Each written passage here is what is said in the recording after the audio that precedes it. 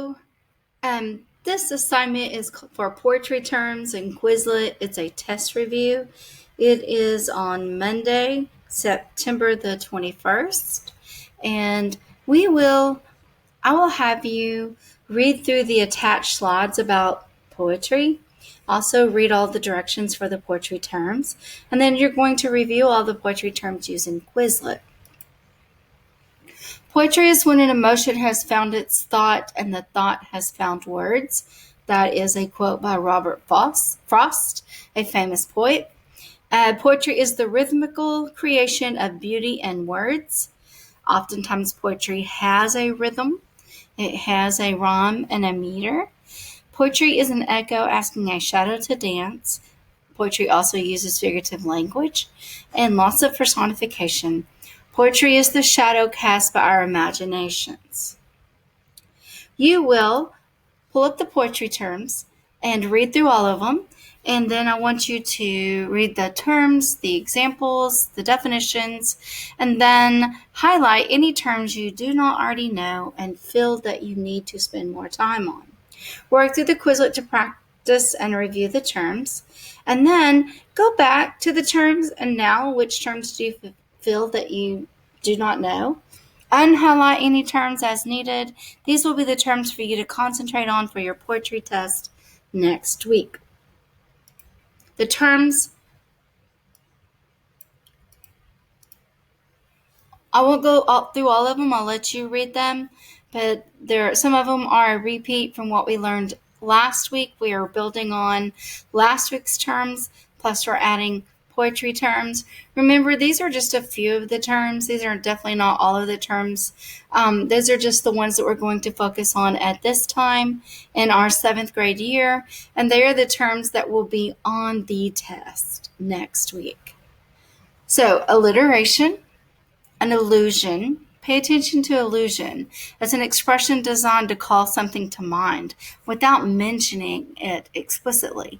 An indirect or passing reference to something famous, like he was a real Romeo with the ladies. Our illusion there would be Romeo. I was surprised his nose was not growing like Pinocchio's. So these words would be our illusions that we're referring to. These happen more than you think.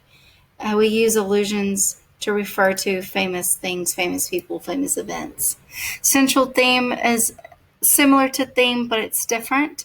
It is a dominant impression. It's the main message or universal truth found in the story, and it's the one that ties all of the elements together. You can have multiple themes in a story, but typically there's one central theme. For example, for Cinderella, people who are kind and patient are often rewarded for their good deeds. That would be the central theme. And there could be like some smaller themes throughout the story, like be kind to others and things like that. But this is the overall theme. Connotation is another word you need to pay attention to. Of course, there's figurative language, free verse poems, hyperbole, idiom. We have imagery, irony, metaphor, meter, mood, onomatopoeia, paraphrase, personification, refrain, repetition. And then our last page, which we have 3 pages we're looking at, rhyme scheme, setting, shift, and pay attention to shift. It might be a newer term to you.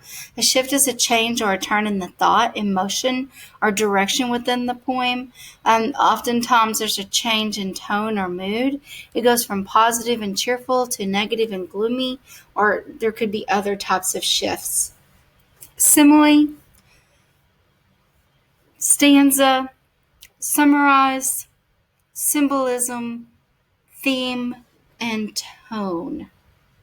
Now, once you've gone through those and you've highlighted the words that you are new to, let's say you're new to central theme, you can highlight that, and then you know you need to study that more. Let's say you are new to refrain. You don't really know what refrain means. You just click on the word and go up here to the highlight button and give it a highlight and choose any of the highlight colors to make it stand out. And that's how you know what you need to study.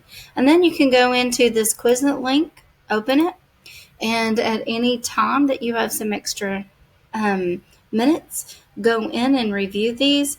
The way this works, like figurative language, you ask yourself, what does that mean? And figurative language is a term that you don't take literally. It's oftentimes it creates a picture in your head. So let's see how well we did. Not intended to be taken literally. Choose to create an effect through the use of such things as imagery, metaphors, and other literary devices. So then you'd click on the next one, free verse poem. And if I remember correctly, it is a type of poem that does not have rhyme. It does not have, it's free. So let's see how close I got. It does not have rhyme. It does not have regular meter. So meter would be the rhythmic of it, like Jack and Jill went up the hill to fetch a pail of water. That would be meter. Or hickory dickory dock, the mouse ran up the clock. That would be meter. So that's how the words are formed. So we're going to go back to our terms once we've gone through those and we've studied and we've reviewed.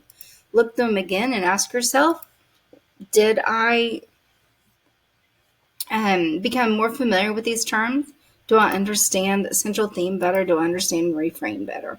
And then you continue that process. We will use these later on in the week as we analyze poetry.